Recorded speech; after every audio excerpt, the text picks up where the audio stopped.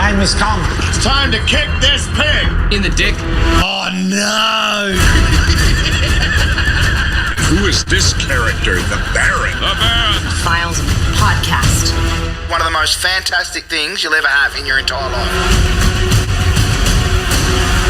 Righto! And welcome back to the Baron Files podcast. Every time I do the big righto, Brynn goes... Well, do you know what that is? Because you're a fucking obscenely loud individual. Yeah. Brash. Yeah. Apologies to those wearing headphones. Not really. This is our fucking third hour tonight. Yeah, we've been going for a bit tonight. Like a fucking seven-year-old Chinese kid in a sweatshop. I haven't been allowed to break or anything. Well, I'm currently sweating like one. Sweating profusely. Yes. Oh, very good.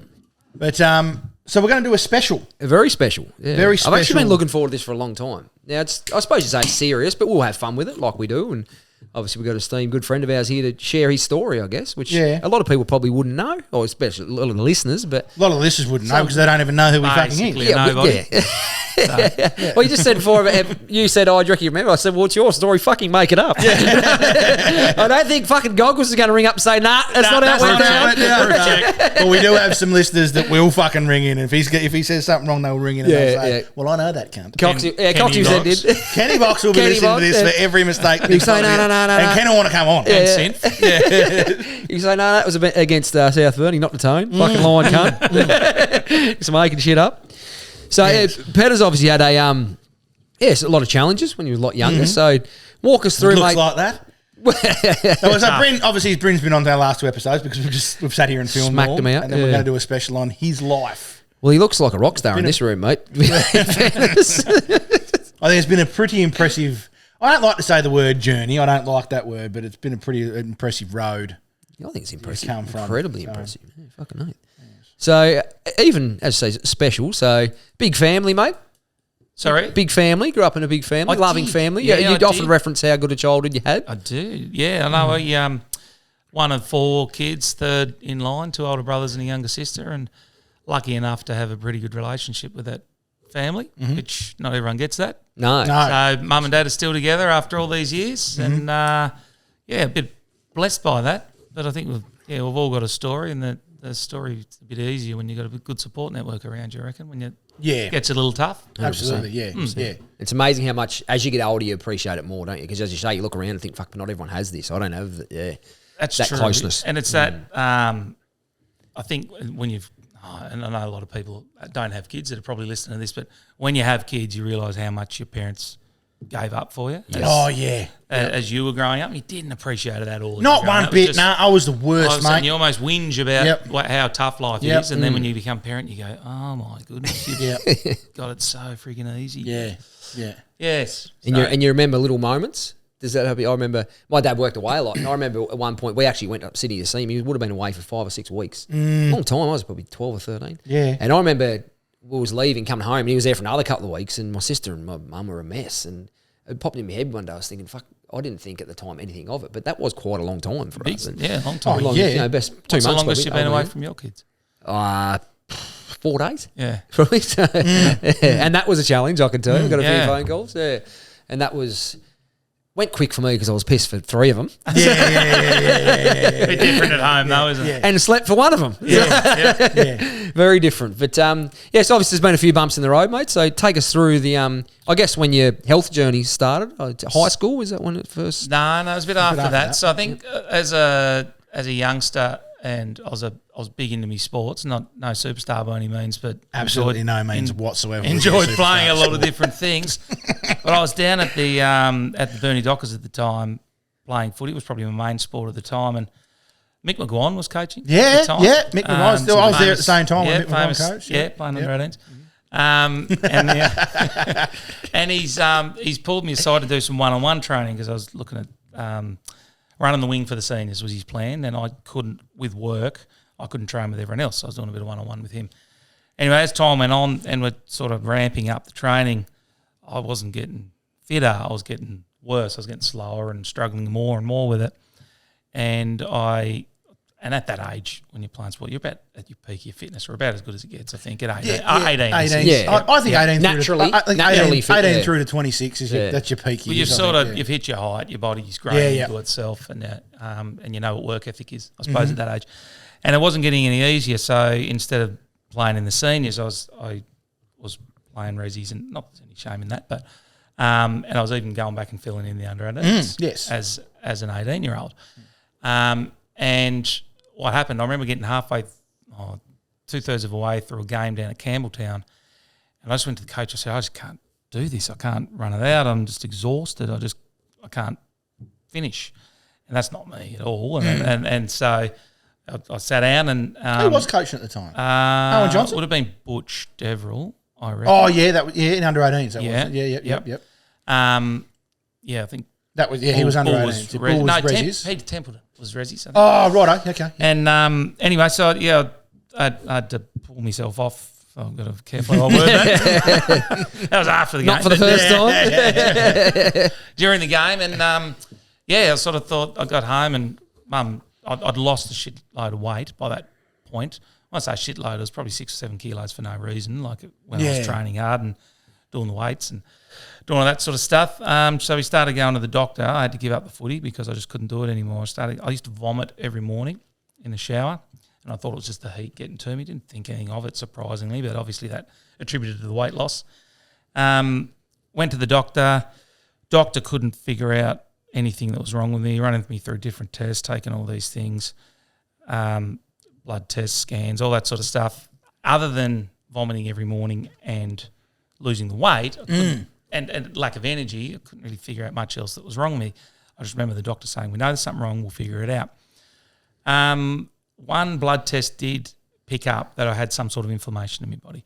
So she sent me to a bowel doctor, actually, and thinking I had inflammatory bowel disease or something, and or irritable bowel syndrome, one or the other. But anyway, when I was there with that bowel doctor, and that happened pretty quickly, I was lying on the table as he slapped on the glove. Oh, everyone's that's Brynn, that's Grant's favourite sound. Yeah, exactly. So I stood to attention. And as I'm lying there on my back, he said, "Have you ever noticed this before?" I said, "Oh, what's that?" And he pointed down at my belly, and there was a lump out of my belly. And I said, "No, I never have." And he said, "Oh, Thought it was his ab. yeah, just the one." And so he said, "Oh, look, we're going to book you in for a biopsy, and we'll put the old telescope down the throat." So that was on a Thursday. Oh, I bet you were excited about that too. Pretty excited. Yeah, about that. Yep. Loves deep throating. Yes, true. Yeah. Didn't go to sleep. I didn't get it, actually. Just bought me a drink. Anyway, and coincidentally, that time my parents ran their own takeaway shop and worked a lot. So they'd organised to go away to Melbourne, visit their friends for the first time in maybe 10 years. That they took a few days off work, went over and stayed there. This was on the Friday. So the Friday, I didn't want to worry him. So I got a mate of mine to run me to the hospital to have this done. They did the biopsy, came out. They'd already run the tests and said, "Look, we found a tumour in the back of your belly," and they had photos of it and all sorts. We think it might be this, and they went through a few different things on how it would be treated. But we'll catch up on Monday and we'll go over it in more detail once we've done the tests a bit more. So I know it's a very long-winded story. This was on a Friday. This was on the Friday, yeah. And they left you. Yeah, but they had to do the tests anyway. I know, but you wish they didn't say anything until. Yeah, but then you're still possibly worried about it, aren't you? Because I'm lying there. I wanted the result. Anyway, so my mate come pick me up and took me home, and I didn't tell him what had happened. I just said, I'm just waiting to hear. Anyway, I got home, and I didn't want to bother my parents because they hadn't been away for so long, which my parents flipped their shit when they found out. But I can imagine. I got home and my brother, you guys both know my brother, Toppy, very sensitive sort of guy. He's picked up something's wrong and he's come over and just said, "You all right?" And I broke down. And he's just basically given me a hug because I couldn't really talk about what was going on, but essentially he knew something wasn't good. Anyway, I didn't go into it. He just gave me a hug, which is basically all I needed. What you needed, yeah. Yep. We left it for little bit, and then we went and talked to him later and told him that this is what they found. Don't know what's happening, but what will be, essentially. And I think at 18 you're a bit like that. Oh, yeah. Yeah. So be it. Like whatever comes next.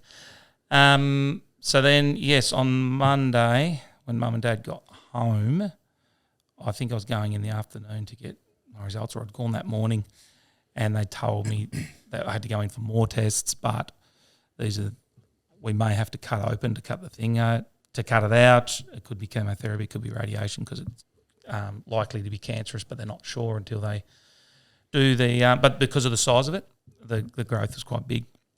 So I went in, told Mum and Dad, and they got home.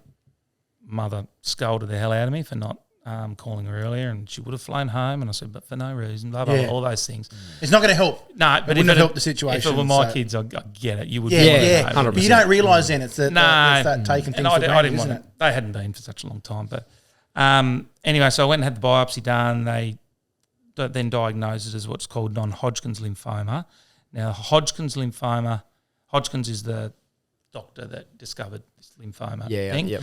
Non-Hodgkin's is not that same one. If you know what I mean. Yep. So lymphoma is quite, I wouldn't say common, but it's probably, if you're going to get a cancer, it's arguably one of the best cancers to get because it's got a very high survival rate. Delta Goodrem had it. Kylie Minogue had it. Prince William had it. Yeah, I look think. at him throwing himself into those. No. circles. They had Hodgkin's. Oh, sorry. I had Oh, non-Hodgkin's. right. Yeah, I thought you were throwing yourself into the. No, I'm better than them. Yeah, okay. Yeah. It's a bit clearer now too, because now it's going as Hodgkin's lymphoma and Petter lymphoma. It's become a lot more. Which the interesting thing with this particular non-Hodgkin's lymphoma generally hits younger people. Non-Hodgkin's lymphomas, older people. Right. And I got the older one, which was odd, and that's why they weren't particularly looking for that in the first place. But it was interesting I got my diagnosis, they started listing off all the symptoms that go with it, and I was getting them all, but I didn't realise. Night sweats, like I'd wake up dripping wet and just thought I was hot. I didn't realise that was one of little things like that, and I've gone, oh shit, I didn't. You should have told us that was happening. Didn't know that it was a thing. I just thought it was hot. Yeah. Like to the point of literally waking up, toweling myself off, and then going back to bed. Like That's a constant for me. I do that. I've always done that, but Yeah. I've always had that because I've been a sweater. yeah. Yeah. And so then, basically after that, they discussed that chemotherapy was probably the best attack. I didn't know this at the time, but they told my parents that it's not great, that it was basically a 1 in 4 chance of survival. Which they didn't tell me. There's no benefit to telling me, I don't suppose. So, but anyway, they started with the chemotherapy, which a particular one they called was MINE, M-I-N-E, and they named them by the chemicals that are in them or the toxins that are in them. So M-I-N-E would stood for whatever they were. Anyway, that was the first one they did. That didn't do anything. So I think the tumour was about the size, and I'm going back, showing my age, but like a video case was about the size of the tumour. How the fuck did that fit? Because you would never. It was at the It was at the back back of further your in, belly. yeah. Where your lymph glands I'd are. struggle to fit a fucking video case anywhere in me, and I'm fucking 3 times your I've size. seen you eat all the video case. I reckon you'd get an old fucking record. Yeah. So Why is it always fucking drilling me? So we've after the first one, it didn't actually do anything. It didn't affect it other than make me crook as hell. So it didn't get worse, or it just didn't. No, well, it didn't Stonewalled. counter it at all. Yeah, yeah. So it just continued. It was aggressive. They did tell me it was an aggressive growth, which was good because aggressive means it can be killed off easy as well, or better right. chance of it being killed off because it grows so quickly as didn't opposed know to. Yeah, I okay. didn't know. I don't know that. if it's different now or not. Yeah. They've got other science, but back then that was the case. Yep. And What year was this? Sorry. I was 18, so that would put a 2001? pretty much 2000, 2000, yeah. early 2000, yeah. And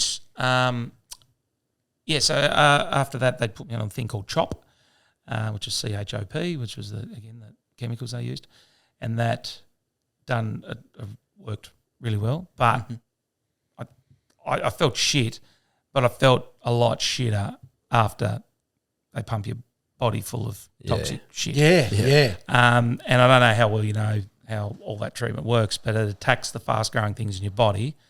hence the reason your hair falls out. Yeah, okay. Your fingernails get weak. Didn't know that. The skin You peels. didn't know your hair. What was that Knew the hair. No, I filled knew up, that, but I didn't know that was white. a Oh, right, sorry, yeah. Mouth lost taste for a while. I couldn't taste anything. Lost my voice because it's done something clamped off my vocal cords or something like that. But it's a lot of that extra stuff that makes you feel shitter than what the actual thing does. And you were never ever able to grow a beard back. Portions, yeah. And yes, I've just run the Craig David. Yeah. That was what I used You to made that That's what I used to famous. run back in 2000. When you wore the turtlenecks. Yeah, so anyway, that continued on for a while. One cool thing, and what happened while I was getting my treatment one day, my brother and his friends were up watching Cole Barron at the casino in Launceston. And while they're up there, they ran into Jade Rawlings. This is sport. Yeah. Jade Rawlings, ex-Hawthorn player. Yep.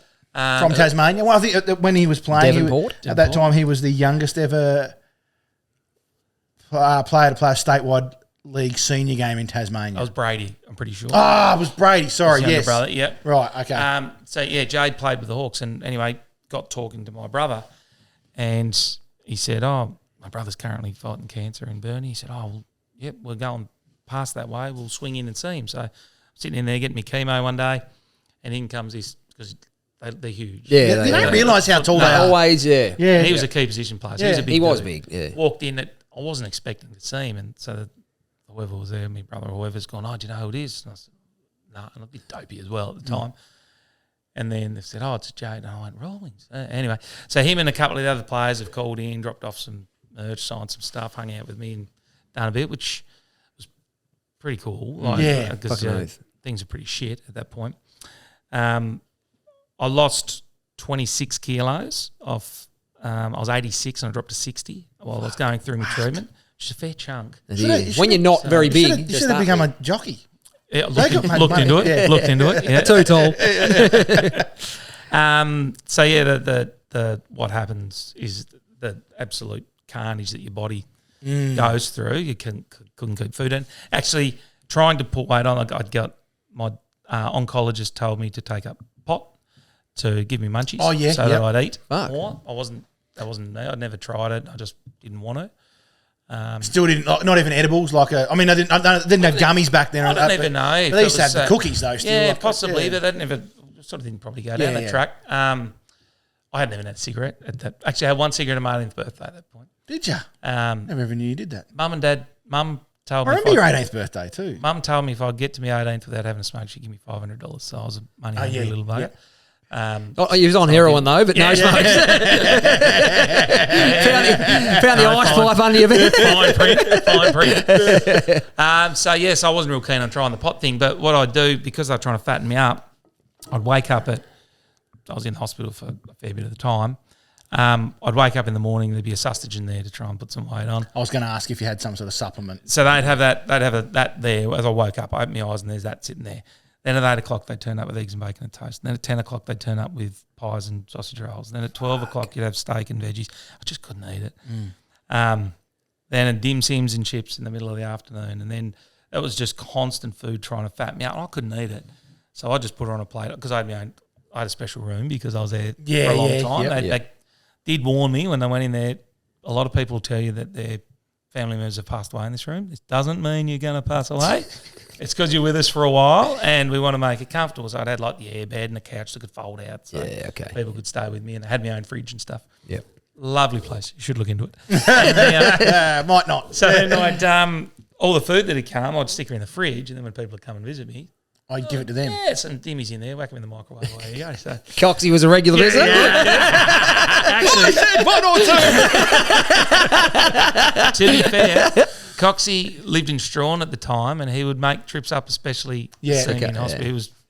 I couldn't have asked much more. Not of him. surprising. No, I couldn't have asked much more. He was great. But yeah, so I spent that time in there over the course, in and out, and it was a bit of a rotation. So I do chemo for. Sometimes I'll be on the drip for a week. They basically unhook me to take my T-shirt on, put it back on to have me shower, like I'd shower in it and everything. And then I'd go home for a week, feel absolute fucking gutter, Dog shit. vomit, whatever. And then it's a sort of a 3-week cycle. And then that last week, when I'd start to get a little bit of the immunity system back, then I could maybe go out of the house for a little bit or go to a friend's house, but not too much, just sit pretty much. They'll Rory and Si and those guys, they go up and they go skiing or something like that. And or they'd come around, they'd just been out to greens the night before and they'd swing around and see me, like, oh, good on you guys. Anyway, so then again, it started again, the next 3-week cycle where you 2 weeks of fucked. Yeah. And then 1 week of okay. And even that okay week is as bad as your hangover you can ask for. Like it was shit. Yeah. Shit. Yeah. But it was your good week. Yeah.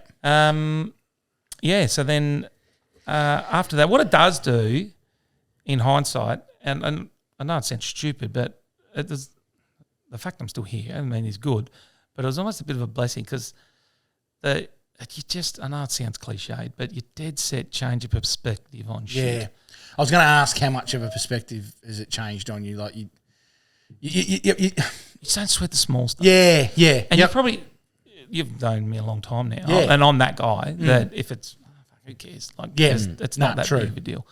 And I'm like that with work and everything as well. That you know what, if I can't control it, why worry about it? Like, it's and I try to put that on other people when they find it a little bit hard to do. But I guess when you're at that point, there's a lot of things too. I went back.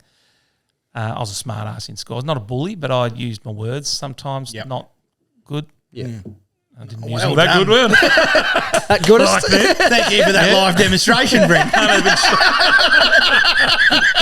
Well, I prepared earlier. But I'd sometimes be hurtful with my stuff thinking I was being funny and having a joke. But I did the same thing. Clearly I never hurt. hurt anyone, but I'd definitely cut through some people with some nasty things. yeah, and so I'd sort of made a bit of a thing to myself, you know, if I spot someone from school that potentially I've done some bad, been a bit mean to, made a big effort that if ever I saw anyone, I'd make sure I'd go up and I'd chat and see how they are, and not necessarily bring up the past, but let them know we've outgrown that. Yeah. Well, you've outgrown it, they may not have. No, and there was one guy who, no matter how hard I tried, he just Didn't want not to. interested. Really? Give me He held donuts, on and to- I'm okay with that because clearly I hurt him more than I realised I did at the time. And that was just from a nickname that he didn't like what I thought was his nickname, so I didn't deliberately do it. But No one really loves goat fucker though, do they? but if you That's right. You fuck one goat. Once a goat fucker. That's the end of it. so yeah, that does that whole mentality changes of I guess what's important to you. And I guess at 18 years old too, you're a bit bulletproof. That I was content that if I was content's probably not the right word, but I was prepared that if I was going to lose my life, then I was going to lose my life. That was just so be it. That was what was going to happen. Whereas if that happened today with my wife and kids, It's a different story, isn't it?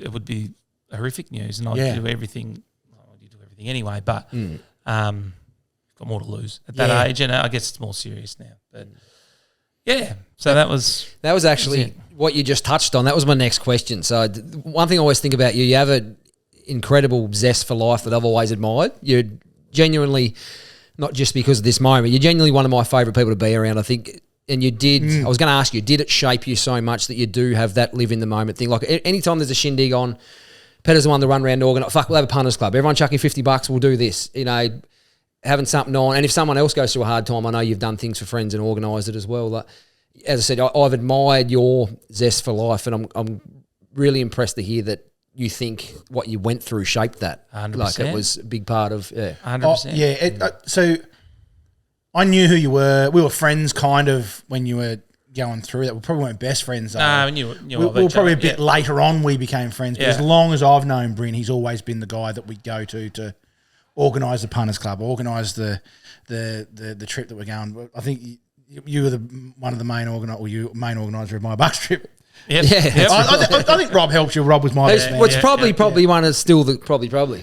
Yeah. English is on fire Yeah. Still one of the greatest weekends I've had, I reckon. That It was great, was a wasn't it? sensational time. Yeah. Till that ice head punched all the taps off. And I was standing in the corner with my pants. Pants around my ankles, telling him to calm down. Actually, You're making a fool of yourself, mate. Woodsy's got a video. I think Woodsy's got it on video. There is a video, and someone, I'm not sure if it was you, but someone actually comes in the shot like, fuck's sake, calm down, lady. Like, she's carrying on. I can't remember what it was, but. Oh, no, but I had my pants, undies, everything down. Oh, you had the whole show. Yeah, the whole show. Yeah, So, wow. no, Settle down. You're making a fool of yourself. How embarrassing. So that's something I've admired, that you've always been, the chief inspector when it come to creating fun and that sort of stuff. So I always wondered whether that was your journey had played a role in that. Definitely did. And I think, if I go back and the people that it's amazing what a little difference something small can make, especially when you're down and out like I was. And there was some.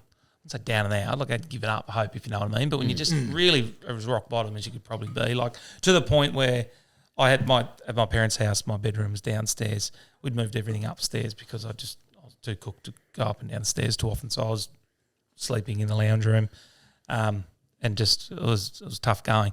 But then out of the blue, some people that I'd known for years, I wouldn't have said we're best friends, but like there's a girl in particular that my parents and her parents, we grew up together. So, the arranged friendship as you grow up. Yeah. Went to different schools and everything, but then we went to Hellier together and got along okay. A ripping person, but I wouldn't have said we're that close, but out of the blue, she's popped up just to come and see how I was.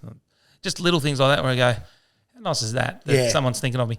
Now that I got a message off someone to say, hey, just thought I should let you know this other person that we're at Hellier with has done this for you, and she was quite a religious person, so she'd organised for a heap of people to pray for me and things like that. And you go, some good people out there. Yeah. Because they don't get anything out of that. No. They get that's nothing right, for that. That's And just she like didn't even seek it out herself, like intentionally. No, I think her friend has gone. I actually ran into her parents a few years later when I put two and two together. Her dad was a teacher, actually. And I said, I won't mention the person's name, but I said, you're their father. Yeah, that's right. And I told them about what had happened, and they got quite emotional about how proud they were of their daughter. So, It's pretty cool, isn't it? Yeah, so that sort of stuff. I guess that's when, you sort of look at that and when you feel it, when you see someone else and you go, I can't be fucked on this, but you know what? This will make a big difference to someone if we go and make the effort to go and do this, or let's organise this and we can all get together. And how much does everyone love getting together? Yeah, the whole reason is everyone's so busy, so it takes someone to go, right, this is what's happening, this is when we're doing it. So, I guess I try to force the issue sometimes. Not everyone can make it, but the old footy trips to Melbourne, I'd be the instigator of those and book everything, just everyone, this is the date. So some of definitely did. Some of the most fun you have too, though, is when 5 of you meet at the beach hotel at 3 o'clock and you're not celebrating fuck all, but you just haven't seen each other for ages. Some of those and it are just the goes, best ones, actually. Yeah, Like a friend of mine always says, mate of mine always says, beer tastes shit at a planned event. But if you go to something unplanned, if you have the first one, go, fuck it. When you're not supposed to. I'm going to have 40 of these. when you haven't told the wife where you are, or I'll be home for tea. Or the kids are in the car and you're in the pokey room still. You're only having one or two. One of my favourite sayings that used to be, I'll have a couple. Couple of barrels. They come out after a couple of fucking bottles. Sideways. So take us back to, you touched on it briefly, but so you're 18, you get that news, you walk out the double doors of the hospital, fresh air hits you. Like, I know it's a long time ago, but can you remember, was your mind going 100 miles an hour, or you thought, this is not, like it's bad, or I'm going to beat this? How did you feel in that moment? And this is that, I think it's almost blissful ignorance at that age, that you've been told what's happening and what it could be and what's potentially going to happen. But it was almost that I guess you've got no choice but to put the trust in the people that are going to be trying to fix you. Yeah. Well, it is what it is almost essentially, which is, I don't know if it's the right thing. And I think, actually, there's a quote that I live by now, and it's because I guess it's helped me, and especially when that first treatment didn't do a thing, it was expect the worst and hope for the best. Now, that doesn't necessarily... It can either be accept the worst or expect the worst, however you look at it. But the way I looked at it was, if I had some treatment, there was a couple of other ones. I had to go to Hobart for transfusions and transplants and stuff, and they didn't go to plan. But I just kept a good attitude because it didn't matter if I whinged about it or got upset about it, because I'd already expected that this was going to happen. Yeah. So I already was content that, it's probably not going to work, but if it does, that's a bonus. So... whether that's right or wrong, everyone goes, got to be positive thinking. I don't know about that. I sort of was almost the opposite, that it's probably not going to work, but I'm okay with that. So you felt more comfortable with that realist outlook on it. Yeah. Yeah. It did, and it just helped me deal with it. When it didn't go right, it helped me deal better. I've got to admit, I agree with what you're saying. When people, sometimes I don't like the positive police. Yeah. That come in and say, no, you got to think you gotta positive. stay positive. No, I don't actually have to do that. Yeah. I can expect the worst. There's not, and I'm a little bit like, I've always been very cynical. Yeah. If something's wrong, like, well, even with my nut, when I first sort of realised it was getting bigger, I went, this is the end of me. Talking about your head or when you had that? No. Actually, my nut was about the size of a video case too. So Shame you can't close it. Try having that swinging from your fucking. Makes well, everything look a bit smaller than it probably should. And it's I thought that's the end. So I think pretty cynically too. Yeah. To be honest, and I remember my grandmother's quite a religious person, and she said to me that in her mind she'd always seen cancer is people that worry about too much stuff, and it's like it builds up in them, and that's what causes it. Yep. And she said, you've just completely changed my opinion. Smash the theory. Yeah, on what she'd had, because I'd never really been that sort of person. Yeah. And so I wouldn't say it made her question of faith, but it definitely made her look at that side of things different. Yeah. God's reason for doing. Well, I don't think the cancer things in the Bible there's no. No, It's not questioning her faith. There's her reference opinion to, maybe have changed. There's reference to punishment though, isn't there, for in the Bible about illness, I think I don't know. punishment for No. I've been to many shit hotel rooms with it in the drawer, but no, I've never pulled it out. Yeah. So is that some sort of law that they're supposed to have a Bible in every? I think it was just a. Or is that an American law? thing. Maybe. Yeah, I remember something about it. I don't know. Might have been the Native Indian thing. Yeah, fuck. Yeah. Knows. So just sticking on that, the same. We won't jump around too much. When things start to improve, it must have been. Like you're 18, you think you got your whole life ahead of you, then you hit you. When things start to improve, it must have been a fucking incredible feeling, mate. Yeah, so it was only about, and because it was quite, as I said, quite aggressive. So when it did start to work, it worked pretty quickly. Yeah, okay. I only had to have chemotherapy, which was great. I had to have a lot of it, but it was only over sort of a 6-month period. 6 months sounds like a long time, but when you hear people that I sat next to people getting treatment that were in their 9th year of getting. Oh, wow. You know what I mean? But they were given 6 months to live, and then 9 years Oh, later okay, they're yeah. living with it. And so when I went into remission, as they call it, it was just before New Year's Eve, and there was a New Year's Eve down at Sisters Beach that we were going to, and I thought, oh well, I'm better now. I'm having a drink. I'm doing this. I still had no hair or anything like that. But I was going to live it up. Anyway, went and done that. Had a great time. Celebrated. Great New Year's. Went back to the doctor because I had to go for checkups like every week or 2 weeks. And told him that I'd gone down there and I'd had a few drinks, had a great night. No. He says, you don't do that. Like this medication you're still on. You shouldn't be doing this. I'm on these horse pills and stuff to build up plowing piss. to build up my immunity, because that's the other thing. And I don't know if you're aware, but with chemotherapy, it wipes out your white blood cells, which is your immune system. So it makes you very susceptible to catch anything. I'm jumping around a bit here. Sorry, Cramp. But when I was early days, not only had a couple of chemos, I went and visited a friend in Devonport to tell them what was happening, and she was at the other side of the room with a sniffle. That was it. Didn't get anywhere near her, but I ended up in ICU 3 days later, sort of thing. Wow. Because you can't fight it. Because of that, I couldn't fight it. So she checked in and found out I was in ICU and felt pretty shit about it. But I went to, like me and a couple of mates went to a place, like it was definitely my fault. But depends what went on, how close you got. Yeah, nowhere near. It was, I didn't realise how bad it was until that particularly happened. Yeah. And at different points when I'm in ICU and your immune system's down, everyone that would come and visit, you've sort of felt like you were the disease almost, because everyone that would walk in, gloves, they'd have to wear gloves, masks, gowns and everything, because it wasn't about them getting sick from you, it was about you getting sick from them. But I almost felt guilty that they come on a visit and they've got to go through all this to come in and see you. If I had to sign a bit of paperwork, they would bring a pen in with a glove. I wasn't allowed to touch the pen.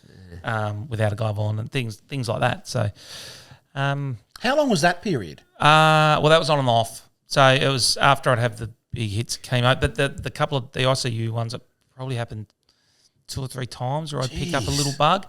I remember once Dad came in to see me. Obviously coming in to see me. It wasn't if anyone else.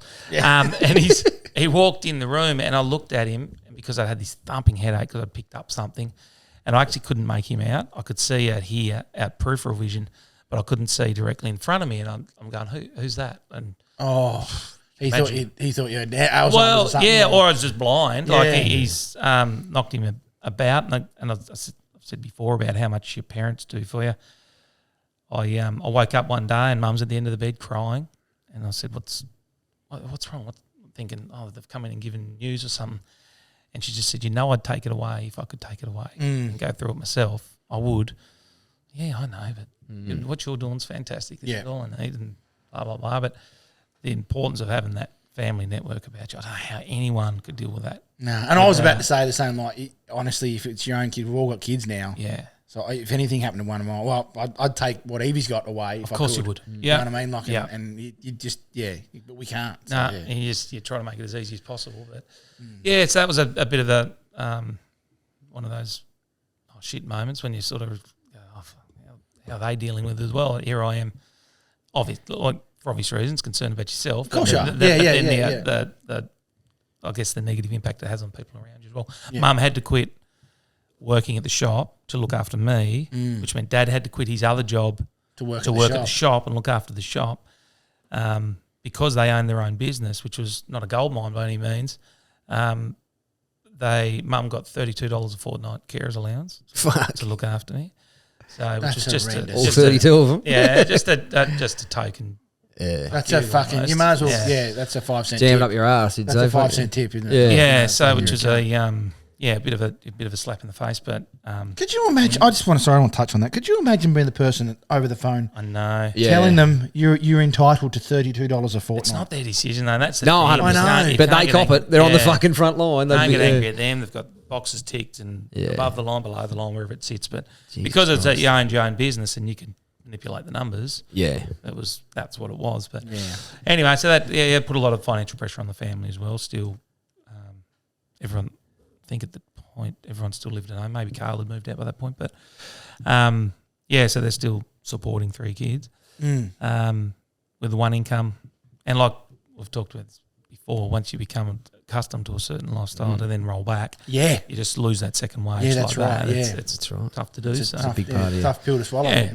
So when you just mentioned your mum, I don't reckon there's a harder thing in the world than seeing your mum upset. And for you going through that time and then seeing that, have they? Years later, you touched on it briefly, Baron, you cannot fathom seeing one of your children go through that. Have they ever shared post like some of the things they went through and experienced and their feelings at the time, or they didn't want to get too deep and, once it had gone, they were just relieved, or did they ever go into details with it? Or yeah, probably a little. They're obviously pissed that I didn't tell them initially, and that's, that'd be frustrating. I still feel like you've done that for the right reason. You've done that out of love as well. They understood, but they didn't like it for obvious reasons. Yeah. But outside of that, as I said, it put them under financial pressure, as it does.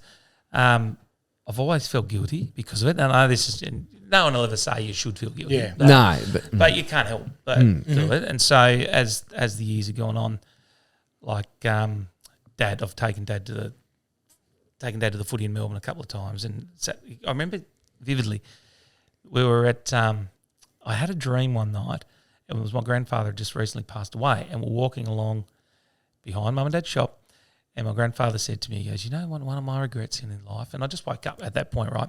About 2 days later, my dad said, one of my biggest regrets was that I never watched a game of AFL out of a box, was what he said, in one of those corporate boxes. Yeah, right. And I thought, wow. That was a nice little... That's so weird. Yeah.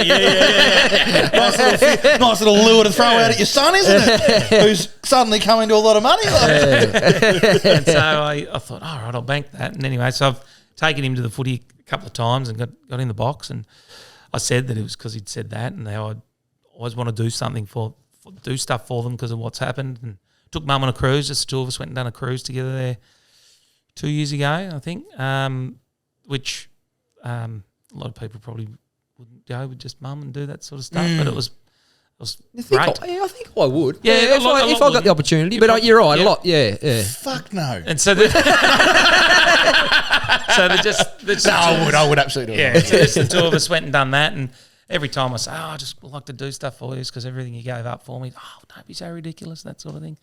So, so other than that sort of stuff, we didn't sort of talk about it.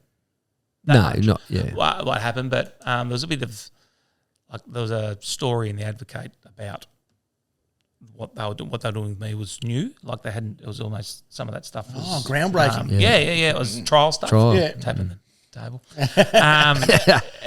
So that still sits on Mum's fridge. The story of me and her on the cover of this pull out with the story inside it. So that's always there, I suppose. It's a bit of a reminder, but I think at the time you just do what you have to do for your kid, wouldn't you? Yeah. So and I still find a way, one foot in front of the other, sort of stuff. I still try to make it up to them, but I try to do stuff. They won't let me do it sometimes, but realistically, though, I think surviving it has made it up to them. Yeah. To be honest, And I know it sounds a bit dumb, but they'll try to make them proud. Yeah, sort of thing. Be a good human being. Yeah, and those sorts of. Oh, and you have been you actually have been a good human being. He's a fantastic, one of our best mates. Try to do the right thing. Yeah, by people. I don't think there'll be too many people saying that I've done wrong by them in any way. So yeah. Well, I fucking probably screwed me on the Ranger. Stitched him. Actually, that's how I paid for Mum's cruise. They charge you for a new gearbox. They put a new gearbox filter.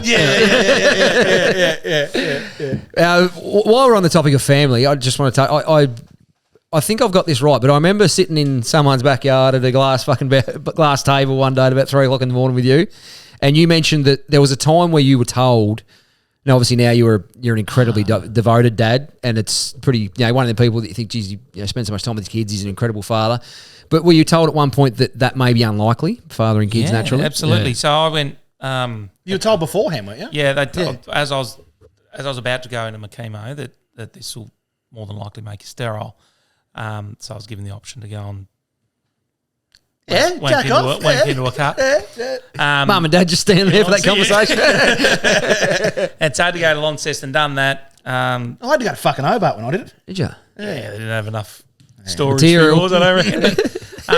Enjoyed myself so much. I went and done it again in Lonnie. This is true. Still goes up weekly. I went back to the doctor. They love return customers. And I said that I'd been twice. And he goes, I don't know why you need to go twice. You only need to go once. Oh, shit. They're all probably looking at me going, he's back again. He was thinking, fuck, I was going to go tomorrow as well. Hasn't this bloke got a bed for me? So I'd had that frozen in anticipation that at some point it was probably going to be required. After I came out the other side of it, I was sterile, and then so I was paying the whole annual fee. No, I don't like wasting money. Yes, that was hurting. To keep that frozen there as a just in case. And how much is $200 a year? Isn't it? $416 it was. So I still remember. I'm pretty sure. Down, pretty sure that's what it was. Pretty sure we were only $200 for ours. Yeah. I double supply. He went twice. Had my own freezer.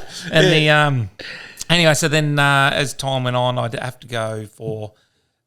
Initially, it was like a 1 month checkup. Then I went to 3 months, then to 6 months, then to 12 months, and 2 years for scans on the belly. And then probably once every year, I'd go and do the old sperm analysis test to see if it was come back. Loved it. Yes, only needed to go once a year. And so every week I'd go get checked, and then as it started to get to the point where there's actually a little glimmer there, like it's still not healthy, but there's something coming back. It's on the way. And then and then another year later it was a little bit better, a little bit still a long way short of where it was a healthy load. Was, yeah. I think that's a scientific term for it, yeah. Yeah. And then so Elise and I got married, and we decided we're going to have a baby. So we'll start now because it's not going to be easy. This is going to drag out a little while. We got married in February and had our baby in December. So naturally, or did you? Naturally. Yeah, right. Yep. Yeah. So did you try IVF at all? I did with Harvey because we had trouble the second time. Oh, yeah. Right, yep. But yeah, so the old little miracle boys are just incredible. I'm not supposed to talk about this, but I went to Amsterdam just recently or something. Oh, yeah. And while I was over Went over there to one of the cafes, Grant. yeah, Tried that pot in the end. Still got the appetite. while I was over there, I got asked a question because of my story. They knew about my story, and they said, about a bit of a miracle man, like when you let's talk about this stuff. And I said, no. I said, my boys are the miracle boys because they were never supposed to exist in the first place. So they're the ones that are here when they shouldn't have been. So that's they're the little miracle boys. So Yeah. and your parents, you just can't love them anymore, can you? No, fucking oath. Nah, that's right. No, you can't. There's It's nothing. the ultimate, isn't it? There's nothing that walks the earth that even compares to your own kids, is it? I was just thinking too, flashback to before, the trying to improve your appetite thing definitely fucking worked later in life. Yes, it did. Yeah. I've seen you on trips eat every 2 hours. Yes. Set good groundwork. Yeah. That was started me training. So. Fucking trained hard, yeah. I remember at Stewie's one day, there was a bowl of little boys, and I reckon you and I ate 95% of them. One of them fucking bowls like that. Cocktail Frank. See, I'm telling you, we've had this on this conversation. Yeah, cocktail Frank. Oh, you can't say that. No, I know. They're He not just said little boys a eating minute little- ago. No, that's what I'm saying. Eating little boys. It's because Frankfurt's, Yeah. cocktail savs. Yep. Yeah, I've got it. Yeah. No, I love them. And there's probably wow. There's often people always say I suppose you call where we live a small place or a country town, and people reference it. Yep. There's no better place to be when the chips are down like that. Did the community wrap your arms like you were part of the footy club at the time? I know when my grandfather passed, Mick McGuan was fantastic for our family. He done the eulogy at the funeral and everything. Like, did they rally around you? Was the club supportive and other, mum and dad's sort of affiliations? At the footy club, because I sort of had that little bit of one time with Mick, and then I had to drop off as things happened. I remember I had to see him because of insurance for stuff. I can't remember why, but I think because before I realised what was wrong with me, I was having back pains and all these pains, and so something I can't remember what it was, but I remember going down there, and they were all very concerned. And that year, when I put my name down to go to the dinner, I didn't think anything of it. To go to the end of year dinner, and Mick was up talking about someone who hasn't had a real lot of luck, and I'm thinking Adam Bester he'd done his ankle or his knee or something that year, or his shoulder or something, probably shoulder, and thinking, I must be talking about that. And we're sitting there like trying to pick who's going to get these awards, and this big long story about resilience and the battle and all this sort of stuff, and not for a second. He's a great speaker. Yeah, That incredible. sort of The stuff, best I've ever heard. Yeah, Yeah. incredible. And I'm thinking, wow, these are good. And one of the things he said was, and just to show the character of the guy, not many of the players here actually put their name down to come to the dinner. They just assumed that their spot was. This guy made a special effort to drive down and make sure his name was on the thing and go about it the right way. And then they awarded me I can't remember what it was, but I've got it. I've kept like 3 trophies my whole life, and that's one. Only of them. ever got them. Yeah. Only ever got 3. Every trophy. But there he goes again with that English language. Kept, got, received. Not the same word, Showing but off. But I kept that one. It's only a little plaque like this, but it meant a lot to me. yeah. And I wasn't expecting it. So then they've got up to make a speech, and it was shit. I was really regretful about how I handled it, but only because I just wasn't expecting to say anything. Because you're probably, behind Mick McGuan, you're probably the second best Yeah, speaker I've ever very, seen. So I'm very surprised. comfortable on a microphone. I'm surprised that, but when you've been through that, I can certainly understand. Wow, You're only a just kid then too. It wasn't. And I guess it was all a bit raw as Yeah. well, because I was still getting treatment at that point. Yeah. So yeah, it was. They were great. They were great. And then I was also working at the time. I had to go to work, and the doctor's certificate gave me 6 months off, so I had to take that in, which it'd be tough as an employer to lose someone for 6 months. Yeah. And we weren't a huge crew. I was working at Mallee Grill at the time. Yeah, Just in yeah. a bar Manager, and, weren't Ah, yeah, right. bar He and was gaming manager, yeah. So then lose one of your key people for 6 months, you got to try and One of the key Okay, people. well, Listen to this. the key person. The key, yeah. But in fairness, the master key. in fairness, bar and gaming is fucking 80% of the revenue, probably. Yeah, Yeah, yeah, true. yeah. But to lose that to that, but they never was now I've got to find someone else. No, it was just, yeah. yeah, it was they were fantastic, good human beings that worked there, really good environment there. So no, really good. And like you say about that community town thing, I didn't broadcast it, but Yeah, it okay. filtered round I guess. Yeah. And this day, I suppose there'd be a Facebook. And Yes, there wasn't would be. any of that, so it was only purely it was all word of mouth. Yeah. And as you say, We it wasn't, never have. Oh, we had phones then, did we? Well, I used to remember. early doors. I didn't have one, but I borrowed my mum's mobile if I'd go and visit him. Yeah. Great story. Do we want to tell it? Yeah. I used to borrow my mum's phone all the time, but and he had my number. Yep. In my mum's phone, like saved as my mother. No, what is that booty call? I had to say Saved as booty call because he knew it was my mum's phone. He still have it. And then on my wedding night, I was standing outside, and Petter started. He goes, "Oh, yeah, what'd you say? No, I just said, "Yeah, ring this number." Ring this number," and it said booty call. I said, "Oh, that'd be funny," and I rang it. And my mum was standing next to me, and her phone started fucking ringing. I didn't put two of it until she said hello. And I And then you started talking. Like, oh my god! and I didn't realise this the whole time. I thought it was someone wanted to say congratulations because I've just been married. That is until his mum fucking picked up and went, sensational. hello. It's been, it'd be worse if she just answered and said, "Oh, it's been a while." Well, I actually had I had his mother saved as flogged out. Bonnie Blue. Bonnie Blue. Skydiver's mouth. Empty headlock. Oh dear, we're gonna have to fuck. She'll love this. Have a look at it. Actually, There'll be no editing. just as you touched on Mick McGuire, how good he was speaking, my old man still tells a story, a halftime speech one day when he was coaching Bernie, and he started telling this story about one Roman soldier and went on and on and on, and Dad said we were all like in our 50s and we were looking for a pair of fucking boots. Just want to run out. He said he was an incredible storyteller. And he'd bring it around and you go, how the hell did you get from there to make you want to run through that wall? Yeah, exactly. And I actually did run through a couple of walls. Oh, here we Actually go. ran straight through them. Yeah. I remember actually I turned up to fucking footy train and pissed one morning. I was pissed from the night before still. Didn't happen very often. But we happened to be having a fucking team photo. So we had to carry all these chairs out, big team photo, and I was right in between Owen Johnson and Mick McGuire. I don't know how the fuck that has happened. I was reeked of piss. We had to carry everything back down because to get in and out of the change rooms, you had to walk downstairs. It was under the grandstand, wasn't it? It was, yep. Well, still is, I think. Yeah. Yep. We had to walk downstairs. I fucking fell. Downstairs. Got the boots on, full clubber. Yeah, Boots full on, yeah. clubber, everything. I fucking fell. And I had to chair him, man. I fell down these fucking concrete stairs, landed on me. And it was good because I didn't have to train. So, I'm like, fuck.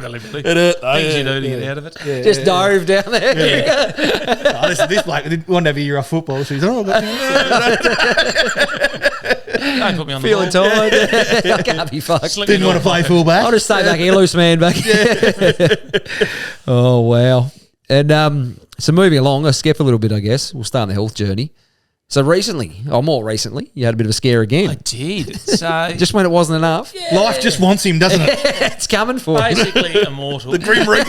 This bastard, I've been trying to get him a fucking ear. It's like a Family Guy episode, just following him around. They were grim, but the fucking, So this, so I've decided I've got me 2 miracle kits. Yep. I've decided I'm going to pack up shop there because the missus kept on making statements that, it'd be nice to have one more. No, I wouldn't. So I've gone and I booked in for the vasectomy. I've gone into surgery. This particular doctor would only operate on you if you're put to sleep. So I've gone in, done that, put me to sleep. I've woken up. I thought, geez, that feels good. Doesn't hurt. Geez, I've done a good job of that. And then the nurse comes over and says, okay, we had a bit of an emergency. Your heart stopped and we had to resuscitate you. Why are we laughing? I don't know why we're laughing at this. And it's just me. And then we couldn't get the tube down your throat to pump air into your lungs. Oh, we had a hell of a time. And she said, so we're just waiting for the ambulance to transport you to ICU in Burnie. Oh, great. You're familiar with the area. And I've gone, I said, because all that happened and because my heart was going stupid up and down and carrying on, the stopping. And the apparently I said to the nurse, I go, my wife's going to be so angry at me because I eat far too much takeaway food. She's going to be so shitty at me. Well, I think the nurse was actually really happy because they found a heart. Yes, and then so I went and done that, went into Burnie and was in there for a few days testing that. I've had heart issues ever since, but that particular nurse, this is coincidental, so that particular nurse I spoke to there, I went back for something, 18 months later, back to the Mersey Hospital, and I got the same nurse again, and she remembered me. Oh, right. And when I went in for this, they wouldn't let me go because my heart was doing stupid stuff again, so they kept on holding me and wouldn't let me go. And then she told me about her brother-in-law that had cancer and chemotherapy and then had heart issues because of how intense the stuff that gets pumped into you. And it gets pumped directly into you, or mine was, directly into it's called a Hickman's line, that would run into an artery straight into your heart, which is obviously going to put strain on it. And she said there's plenty of data that suggests that that's potentially what's caused it. And I asked my doctor, and they said, it could have played a part. Not to say it definitely did, but it could have played a part. So even after all this time, I'm waiting for some surgery to happen now, and I'm on the waiting list. But after all this time, it's bloody Still plaguing you. Yeah. When you put it all behind you, and I thought it well and truly was.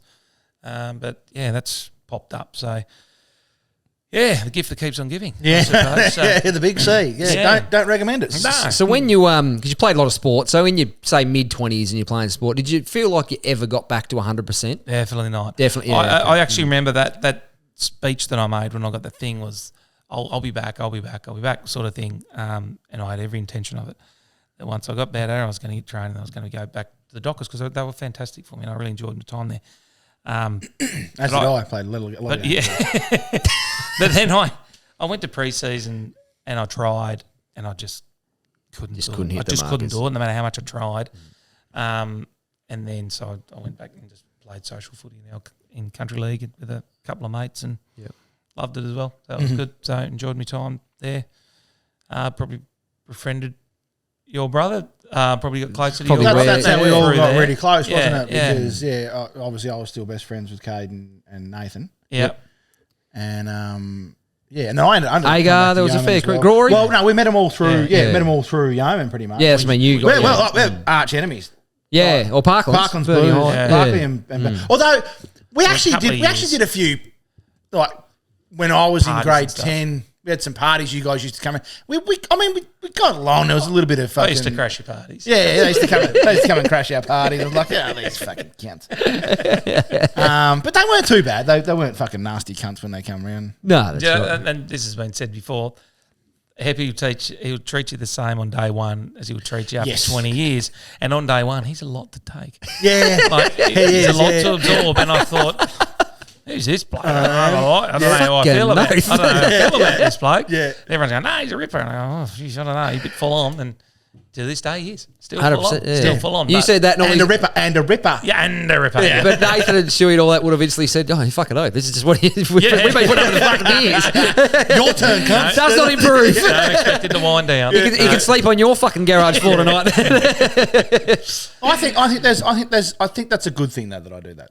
Oh, 100%. mate. It's very admirable. And I say to A lot of people, put yeah. no, they put the put the- chameleon on, don't they? Yeah, 100%. Adapt to your environment. But That's one of my You favourite are things who you about you. are. You never change. Yes, You that 100%. Yeah, you'll never ignore anyone. You'll never fucking. I'll try not to. No, if I've you ignored don't- you, yeah. it's because I haven't realised you were there, or Yeah. Or you're a complete fuckwit. There is nothing that can come from your mouth that I'm interested in. Make up your own mind. Sort out which side of the fence you're on. Fucking hell. I reckon this is comfortably been my favourite episode. I know we Absolutely. For a don't- chat, like we've yeah. actually had a really good chat, and Yeah. sometimes there was emotionals. I mean, it could have got emotional. I think I know the story. I remember when you told me what you told your brother.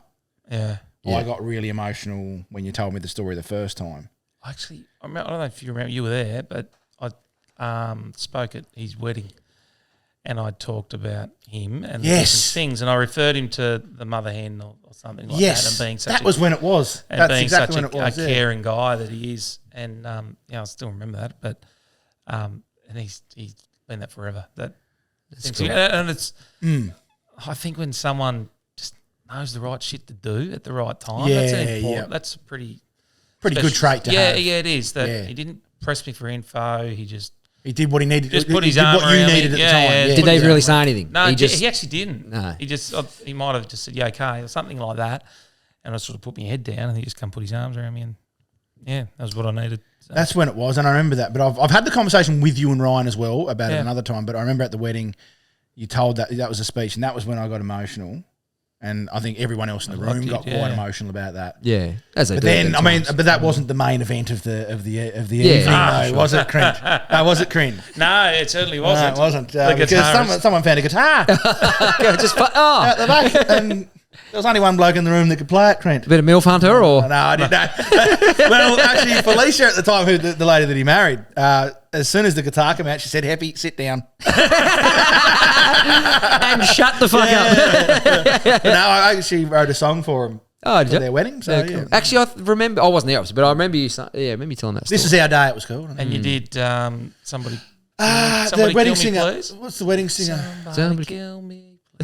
No, I didn't do that one. No, it was the. Oh no. I can't remember how it goes. What's it called now? Yeah. Whatever that is. Na, na, na, na, na, na, na, na. Oh, I want to grow old with you. yeah, grow up with you. That one. Yeah. That's pretty cool.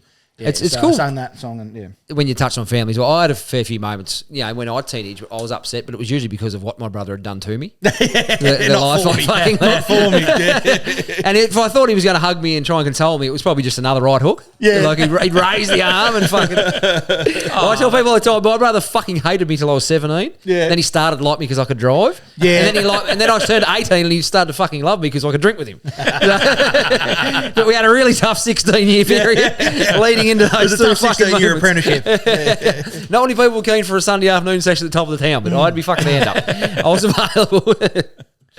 But it hasn't all been doom and gloom for Petter. I mean, it leaves an incredible Hell life. no. He's very. But I remember the Pure Blonde Yeah. competition. How well do you remember that story? So that was, like I said, we got married in February.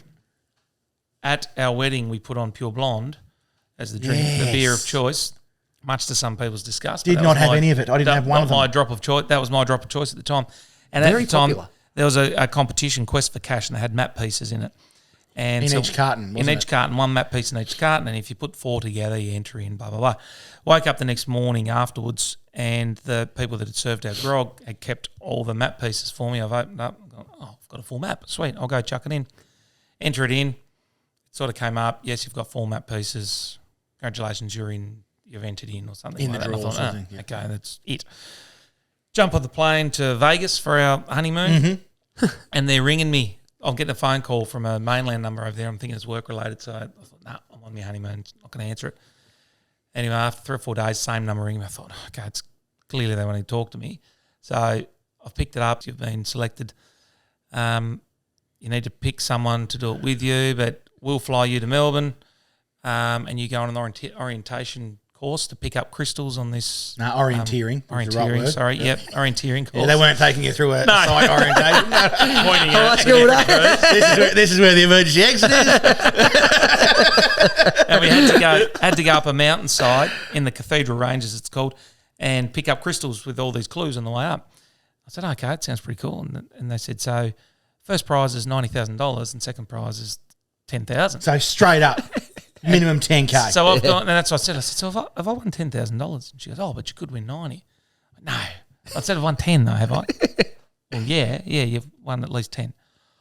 Oh, wow. So I hung up the phone. I rang Mum. I've won 10 grand. 10 grand. I was pumped, as you would be. Landed right on his feet there, didn't he? the cunt? New marriage. And, anyway, come back, done the comp, took my brother-in-law, who's a little commando, fit as a fiddle, and he carried me basically up the mountainside, and we won by 14 minutes pretty comfortably and won $90,000. That's So, incredible, isn't it? pretty good way to start. Well, that year, I remember looking back on the old Facebook memories, when at the end of that year I put a little status up about beat this for a year, and it was I got married. I won remember this. a chunk of money, which is going to help me start off married life, and to top it off, because my son was born on the 28th of December. This was on the 31st of December. I wrote this, very fresh. I said, and to top it all off, it was nearly 10 years to the day or something like that since I'd been told I wasn't going to have it, be able to have kids. I just welcomed my little boy into the family, and it was a pretty big year for me. Fuck yeah. So there's no way on God's green earth can any other year top this year or something along Yeah, those lines. yeah. And it Jobs. probably won't. No, You a religious man or not? no. Man of the cloth? No. No, Just calls it God's green earth still, but Yeah. not religious at all. I have. I've always. I don't buy into it totally, but I guess I believe in a mix of science and the good book. I think there's some truth to it, but I don't think it's. I like the idea of the mythical gods, like I like the idea of it. I like the idea of it, but I don't think that they're. I think the Ricky Gervais puts it well that when you talk about the Christians that they've got one God on the planet, apparently there's 2,000 to 3,000 gods if you go through all the religions, and so what a Christian is suggesting is that every other god is make believe except this one. So, and that's interesting. And I'm not to say there's not something. I mean, there's a whole episode on that, isn't there? Really? That's right. I'd love to say that God cured me from what happened, but science cured me. That's what happened. Yeah. It could have been the prayers from the girl from hell, yeah. Yeah, it possibly could have been. But then on the other hand, God gave it to me in the first place. But in saying that, it was, as I said, it was a bit of a blessing that happened because it changed my life. Trajectory I was probably going. I see Jeremy Clarkson from Top Gear. I knew you before. I mean, not well, but I knew. I don't think you were a bad person. No, I wasn't a bad person. No. I think it probably changed perspective on things like, I guess, from a work life sort of things. I've gone, okay, do I want to continue to do what I'm doing forever? Not that there's anything wrong with it, but did I want to go and be a dodgy fucking used car salesman? Yeah, absolutely. And if that was the path, though, it was just, am I content to continue, or do I want to try other stuff? And maybe that means travel, maybe that means skydive, maybe anything like that. And there's not much I won't have a go at.